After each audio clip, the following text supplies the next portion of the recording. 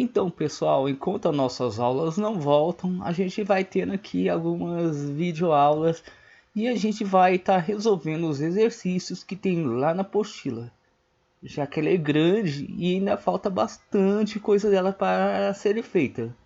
Então, nessa parte de hoje a gente vai falar sobre linhas e contornos.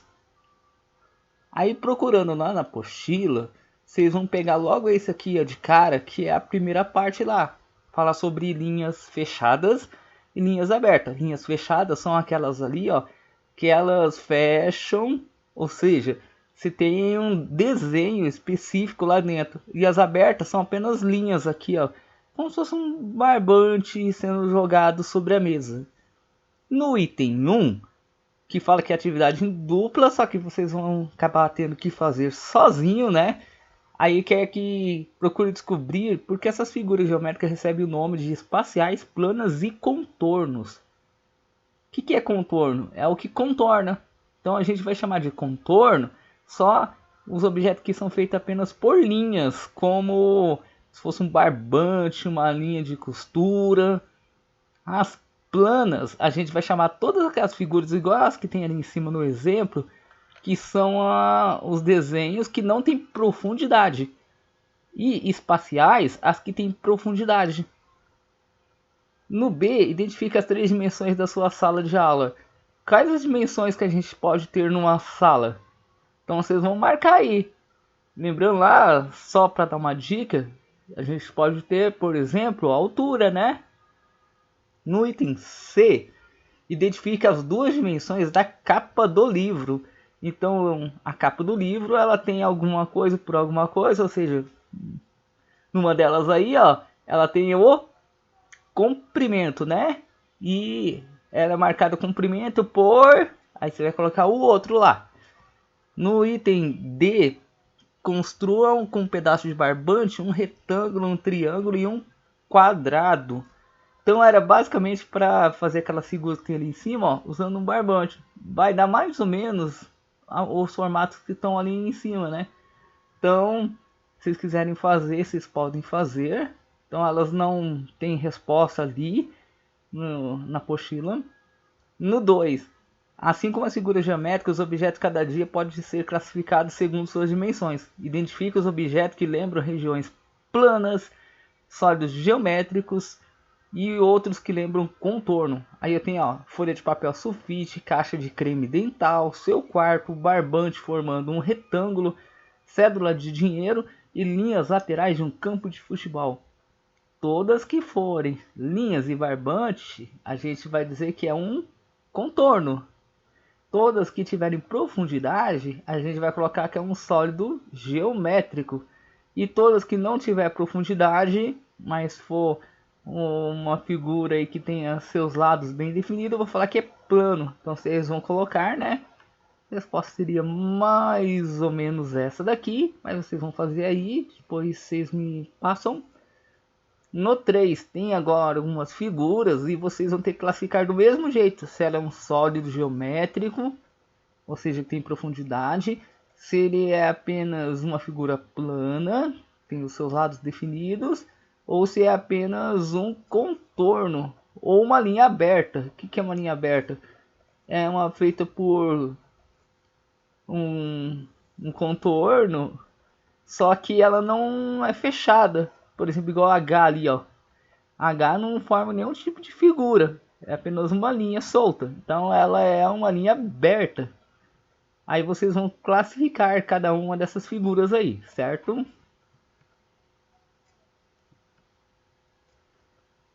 No 4, providencie e manipule uma bola e uma caixa, depois identifique a figura geométrica que cada objeto lembra e represente por meio de um desenho. Escreva com suas palavras uma diferença entre a figura geométrica da caixa e da bola. No item 5, a gente tem identifique sólidos geométricos representados abaixo, os poliedros e os corpos redondos. Então você vai ver o que é um corpo redondo e o que é um poliedro. O poliedro tem vários lados e o corpo redondo tem uma parte esférica nele, né? Então vocês vão classificar aí logo abaixo o que é cada um deles aí. Quem quiser depois pegar as respostas, só dá uma pausa no vídeo.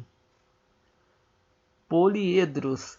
Então os poliedros, igual eu falei, tem os seus lados aí definidos e eles vão ter vértices, faces e arestas.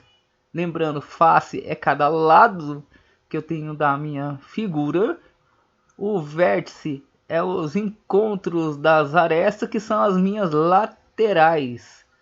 Então, vocês têm aí duas figuras ali no item 6, que é um cubo, e vocês ali tem um prisma, que na verdade são duas pirâmides, né? Então vocês vão ter que contar quantos vértices, quantas faces e quantas arestas existem aí. Tem uma fórmula para vocês usarem quando vocês quiserem calcular, que chama relação de Euler, que é assim: vértice menos aresta mais face é igual a 2. Aí você pode montar essa equaçãozinha: vértice menos aresta mais face igual a 2, que aí você consegue descobrir o valor de cada um deles. Mas para isso você vai precisar saber de algumas coisas, por exemplo, o número de face, né? Então você vai ter que ver qual é a figura que você quer e quantas faces ela tem. Aí, para achar os vértices e as arestas, você vai ter que contar um deles pelo menos, certo? Então, na hora de vocês resolverem, vocês vão dizer quantos vértices, quantas faces e quantas arestas possuem os sólidos, tanto no item 6 quanto no item 7. Então, quando vocês fizerem aí, vai dar mais ou menos esses valores que estão aqui, né? Aí vocês vão encontrar aí esses valores. No próximo, a gente tem a atividade em dupla, que também vai ser feito só, né? Depois o pessoal não se esqueça de colocar a data nos exercícios que vocês estão fazendo. Então, discutam o que diferencia um prisma oblíquo de um prisma reto. Lembrando que oblíquos são os que são inclinados e os retos é que tem ângulos de 90 graus. Então, os oblíquos têm ângulos diferentes. Pode ser um ângulo geralmente maior do que 90 graus. Ele tem um formato meio inclinadinho. No 10, respondem em qualquer prisma reto qual é a forma das faces das laterais e do prisma oblíquo. Em qualquer prisma, como são suas bases em relação à forma e o tamanho. No item C, as bases dos prismas retos são sempre paralelas e de um prisma oblíquo. Lembrando, paralelas que elas têm um ângulo de 90 graus e que estão com a mesma distância em cada ponto que você pegar, ou seja, na base e lá também no topo delas. Então vocês vão colocar no item 11, Roberto está construindo modelos com palitos e sem pontas e com bolas de isopor. Esses modelos são esqueletos de poliedros com arestas e vértices. Ele está construindo esqueleto de qual poliedro? Ele está construindo... Vocês acham que é o que ali? Dando uma olhadinha na figura, tá aparecendo um dado, né? O dado, qual é a figura que ele é? Que a gente classifica ele como o quê? Quantas bolas e quantos palitos ele já usou? Então, os palitos são as nossas arestas e as bolas são os vértices ali que estão sendo representados. No C, quantas bolas e quantos palitos ele terá usado até o final da construção? Aí vocês vão ter que calcular lá vértices e arestas. Do 12, observa ao lado de uma figura planificada, qual é o nome dela, e depois de montado, quantos vértices e quantas arestas e faces ela terá. Para você saber que figura dá uma olhadinha na base, que é aquela parte que está ali sobre ela, ó, tem 1, 2, 3, 4, 5 lados. Quando a figura tem 5 lados, como é que a gente chama ela? Então aí vocês vão colocar. Aí a partir disso dá para calcular as arestas. Só contar aí, ó, quantas barrinhas nas laterais tem cada um aí, ó. Mais ou menos, ó, vai ficar assim a resposta de vocês, certo? No 13, a figura abaixo representa uma vasilha transparente com uma forma de um paralelepípedo com dimensões de 5, 3 e 2. Seu interior está sendo preenchido com cubos azuis, cujas áreas medem 1 centímetro cada. Aliás, áreas não, arestas. Aí as unidades tem 1 por 1 por 1. Um de comprimento, um de altura e um de profundidade. Aí quer saber qual é a medida do volume de cada cubinho. Volume é lateral vezes altura vezes comprimento. Então vai ser o 1 multiplicado aí por ele e por ele de novo. Quantos cubinhos podemos ver nessa construção? Então vocês podem contar quantos cubinhos dá para ver ali, ó, já na construção. No total, quantos cubinhos são necessários para preencher todo o interior do paralelepípedo? Ou seja, qual é a medida? Vocês veem que para cima ele tem 1, 2, 3. Embaixo na base tem 1, 2, 3, 4, 5. E no fundo tem 1, 2.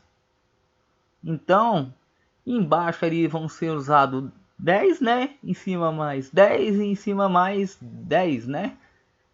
Então tem os desafios aí, ó. Se as dimensões da vasilha do exercício 13 fossem 10, 7 e 4, responda qual seria a medida em seu volume em decímetro. Então, centímetro para virar decímetro, você multiplica cada valor desse por 10, aí seria 100, 70 e 40. Para saber o volume é só multiplicar o 100 pelo 70 pelo 40. No B, a vasilha com essas dimensões, quando cheia, comportaria meio litro de água, mais do que meio litro ou menos do que meio litro. Para calcular o volume, você multiplicaria todos e tentaria achar o valor. Para meio litro, só uma dica, teria que dar valor de 500 centímetros cúbicos. No caso ali, a gente teria decímetros, né? Então, quando você fizer a transformação ali, que você precisa? Que dê pelo menos 5.000. 2. Um bloco de forma cúbica medindo 10 por 10 por 10 é pintado com suas 6 faces com tinta azul. Depois ele é cortado em bloquinhos de 1 por 1 por 1. Qual é a quantidade de bloquinhos que não terão nenhuma de suas faces pintadas? Tem até o desenho aí, ó, como é que vai ficar aí para vocês poderem resolver, certo? Mais ou menos ficaria assim, ó, as suas respostas aí, ó. Então, alguns aí são meio que de lógica, não tem muito o que fazer. No 14, responda ao que se pede. Em qualquer pirâmide reta, qual é a forma das faces laterais? E na pirâmide ubíquia? De que depende o nome de uma dada uma pirâmide? Quais são as diferenças entre pirâmide e prisma? A pirâmide reta, lembra que eu falei lá que ela precisa ter ângulos de 90 graus? Qual é a forma das laterais dela? Se a pirâmide tiver ângulos de 90 graus, provavelmente, o que ela vai ser aí? Dependendo do nome, o nome para definir uma pirâmide vai depender da sua base, né? Então, se a base é um quadrado, se ela é um pentágono, se ela é um hexágono, ela pode ser uma pentagonal, hexagonal, triangular, quadrada. Aí vai depender de baixo, dos seus ângulos que estão embaixo. E qual a diferença entre prisma e pirâmide? A pirâmide, suas laterais são triângulos e o prisma nem sempre as laterais são triângulos, pode ser retângulos geralmente. Então essa é a diferença bem básica aí. Qual nome que se daria à pirâmide acima? Dá uma olhadinha na base dela, ver quantos lados ela tem para você dizer qual é o nome dela. Quantas faces, quantas arestas e quantas vértices tem nessa pirâmide? Aí você vai ter que contar ali, ó, quantas laterais, quantas quininhas tem nela, que são os vértices, quantas arestas, quantas linhas ali tem na sua pirâmide. Quantas arestas convergem para cada vértice? Você vai olhar em cada vértice aí, quantas arestas tem em cada vértice. Pode dar uma olhadinha aí que tirando o topo dela, todos os outros têm o mesmo número. E lá no topo você vai colocar o tanto que também tem. No 15, considere uma pirâmide qualquer e responda as seguintes questões. O número de faces e o número de vértices são iguais ou diferentes? O número que o que acontece com o número de vértices em relação ao número de lados na base? O que acontece com o número de arestas em relação ao número de lados da base? Confira as respostas dos itens anteriores nos moldes de pirâmide que você montou. Eu já até coloquei aqui as respostas, porque é meio complicadinha. Aí dá para perceber, né? Que o número de faces e o número de vértices são iguais. O número de vértices em relação ao número de lados é sempre um a mais. Então vai ter sempre um vértice a mais do que um lado. E o número de arestas em relação de lados é o dobro. Lembra da fórmula que eu falei?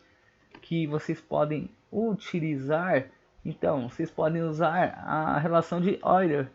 Vértice menos aresta mais face igual a 2.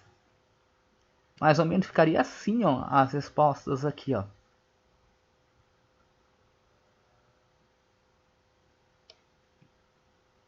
No 16, ó, você tem, escreva duas semelhanças e duas diferenças entre pirâmide e os prismas. Então, ó, você tem um prisma e tem uma pirâmide. Lembra que eu falei que a pirâmide, geralmente, as suas faces são triângulos e o prisma, geralmente, é retângulo. Então, você vai colocar qual é a semelhança e qual é a diferença. Na 17, as regiões planas ao lado representam as bases de suas pirâmides. Qual é o nome de cada uma das pirâmides que corresponde a essas bases? Escreva a quantidade de vértices, arestas, faces de cada uma dessas pirâmides. Então ali tá duas bases ali, ó, a 1 e a 2, o de roxo e o de azul. Vê quantos lados tem e qual é o nome dessa figura. Aí você vai colocar aí do lado, depois vai ter que calcular vértices e arestas.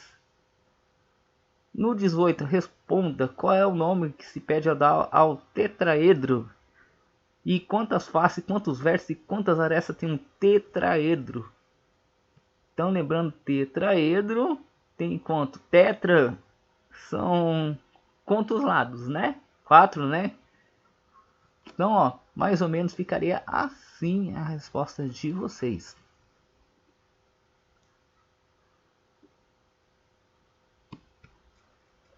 Aqui nesse quadro vocês vão preencher com o número de vértices, faces e arestas. Então vocês vão contar e vão preencher ali as tabelas.